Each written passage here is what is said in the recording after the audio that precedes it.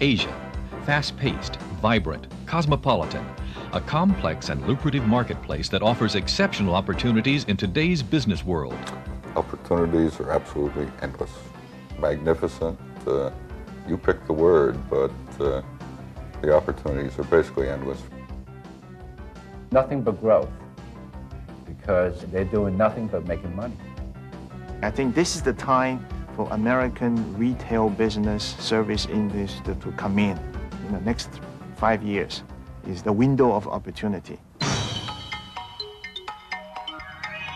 To help you capitalize on those opportunities, we at Northwest Airlines are happy to share our 40 years of experience in Asia with you in an exciting new video cassette series, Doing Business in Asia.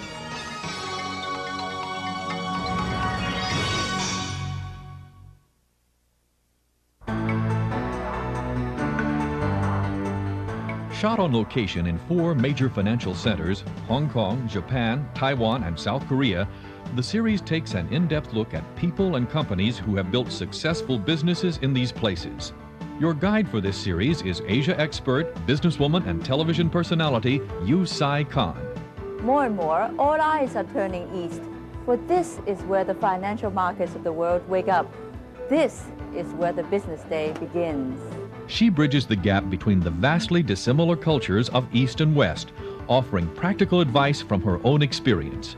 In each cassette, Yue-Sai presents a wide range of vital information, such as the historical background which creates the existing business environment. And seeing Taiwan today, one can hardly believe that 4 decades ago, this was a backward, agriculturally based island with very limited natural resources. She offers tips on etiquette and protocol. My name should be facing you, so you're not inconvenienced. Then I pass it to you with 2 hands, very gently. How to deal with language problems. And the importance of understanding social customs. There's a Korean ceremony called kosa, and we have a great big pig head ceremony, so you gotta get a pig that died smiling. And you bow to the thing and offer drinks and all this thing, and it's a great party. Yue-Sai Kan explores the differences in lifestyle Westerners encounter when doing business in Asia, such as the pace of the average business day. An active executive day begins at 8 and ends at 10 or 11, so you sometimes feel like you have relatively little time for a break, but that's the way the people work here. The emphasis Asians put on trust. I find that once you've established a relationship with the Chinese here, that there's more cement in that relationship than in many other relationships that we form. And the time it takes to come to important decisions. I would advise that you want to allow sufficient time because sometimes decisions are made collectively. Doing business in Asia squarely faces some of the problems Americans may have in adapting to life in Asia. You've got to have an open attitude because things are different here. It is different. It's a different culture, different people. Don't impart your own cultural values onto them. You've got to be sensitive to where these people are coming from. And it examines the personal benefits of doing business overseas. You can learn patience. You can learn a sense of working in a group for a greater benefit than your own personal success. Finally, the series explores the impact of important social and political events on doing business in Asia, such as Hong Kong's reaction to the violent suppression of the student democracy movement in China, or the possible reunification of North and South Korea.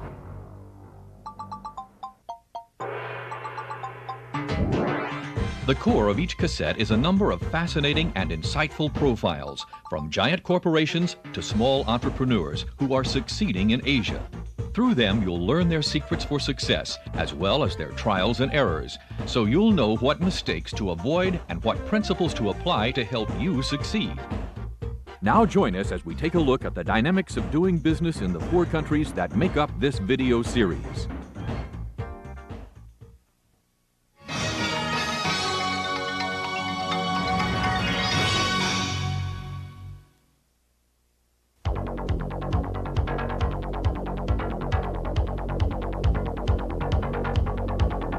Japan is the second largest consumer market with the highest per capita income in the world, presenting exceptional challenges and opportunities.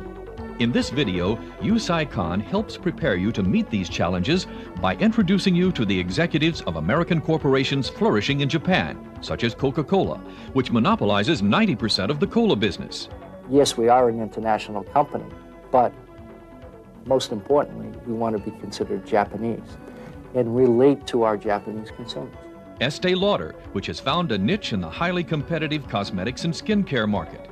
I think foreigners have the advantage here if they understand how to do it. You have to show a flash of character because the Japanese like characters.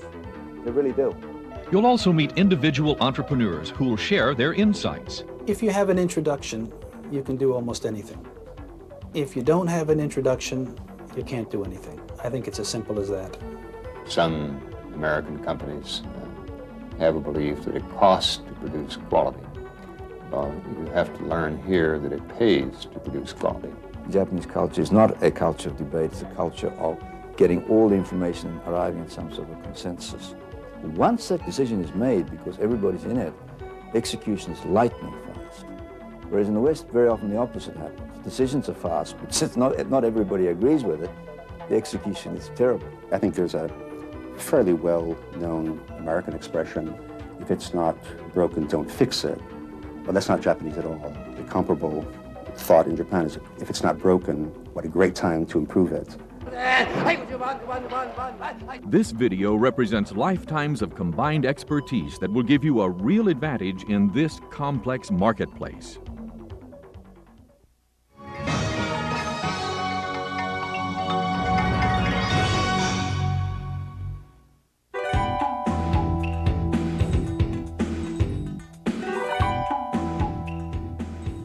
Taiwan has an import market of $52 billion. A new generation of Taiwanese has emerged eager to make money and to spend it. To welcome foreign business, Taiwan has lowered some of its trade barriers and reduced import duties. Yue-Sai Kan takes us on location to meet with successful foreign pioneers in the Taiwan market, from well-known giants like General Electric. Family, faith, face, favor, and friend. Those are the priorities. It's always good to keep them in mind. To the latest retail sensation, Toys R Us, and Watson's, an aggressive British drugstore chain. It's fairly expensive to do business because property and people are expensive and are scarce. It's certainly not a pot of gold waiting at the end of the short-term rainbow. It's a medium and long-term investment, I think.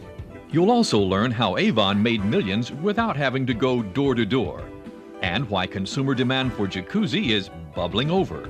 But the biggest mistake is not finding the right partner. The partner is the key in everything that we do, because this is a very relational type of a society. Aside from the big names, you'll see why small is beautiful too in Taiwan. They will produce smaller quantities for you, and they help the person who's just beginning, and you don't have to be a megabucks person. You can do it with a relatively small amount of money. These and other stories will show you how to tap into one of Asia's most lucrative markets and take full advantage of Taiwan's abundance of capital and boundless entrepreneurial spirit.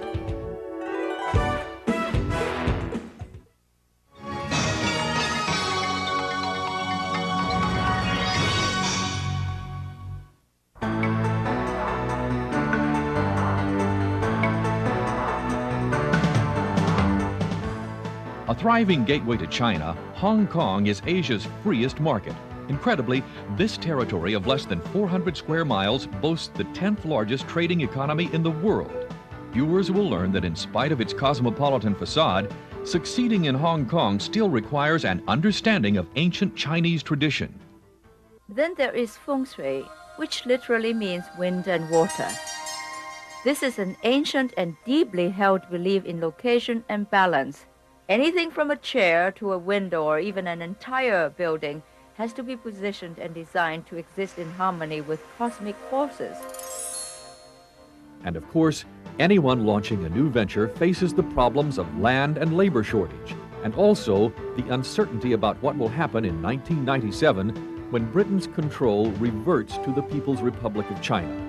Local business leaders assess these and other critical issues.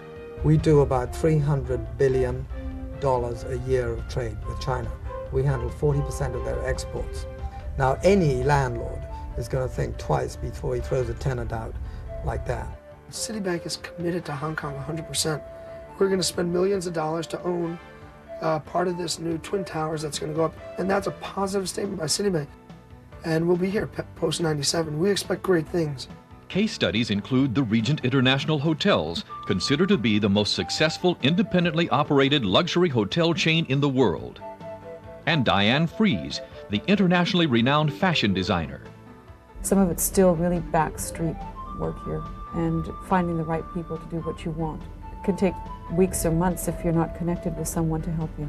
Learn their secrets for success and adapt principles that can make your business profitable too.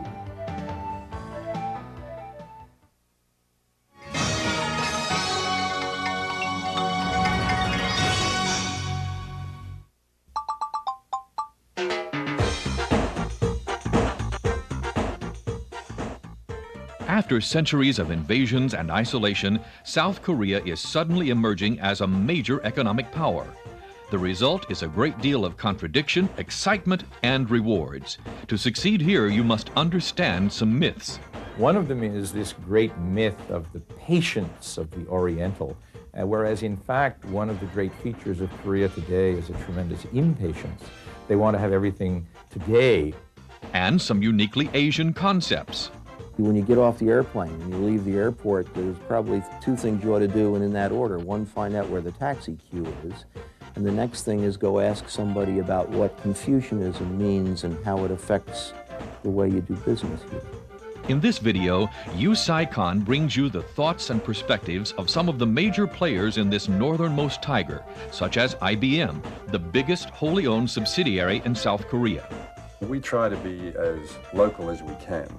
Today, everybody talks about the globalization of the world marketplace. And for me, globalization means localization. That if you wish to participate on a global basis, you've got to learn to localize to the country in which you're operating. Ford Motors, which is selling their Sable line of cars at a price tag of $40,000 each. What it says is the consumer here is anxious to have good products, and they're willing to pay high dollars for good quality. And the small entrepreneur struggling on his own.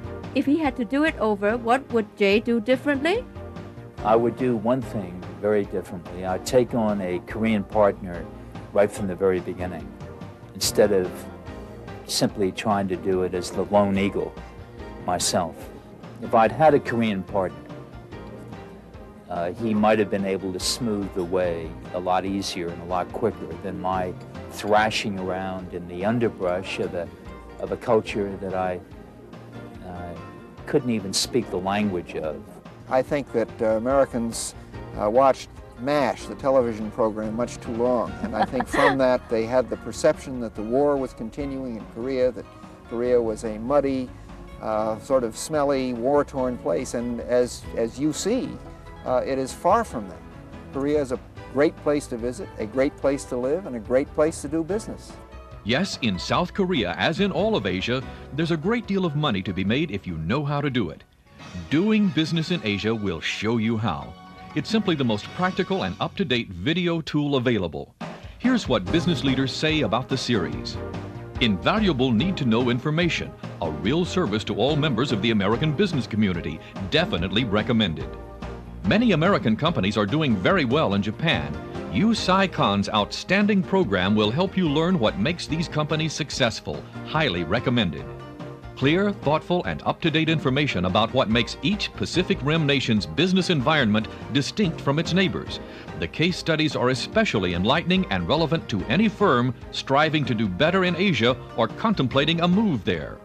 These cassettes will help everyone from the middle management to CEO better understand the nuances and subtleties of doing business in Asia. I wish I'd had them when I started.